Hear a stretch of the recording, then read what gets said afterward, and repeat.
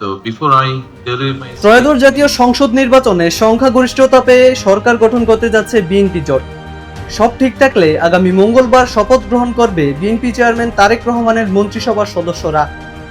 এদিকে ছায়া মন্ত্রিসভা গঠন করতে যাচ্ছে বাংলাদেশ জামাত ইসলামী নেতৃত্বাধীন 11 দলীয় জোট। শনিবার নিজের ফেসবুক পেজে এই তথ্য জানিয়েছেন সুনামগঞ্জ 2 আসন থেকে নির্বাচনে হেরে যাওয়া জামাত ইসলামীর আলোচিত প্রার্থী ও সুপ্রিম কোর্টের আইনজীবী মোহাম্মদ শিশির মনির।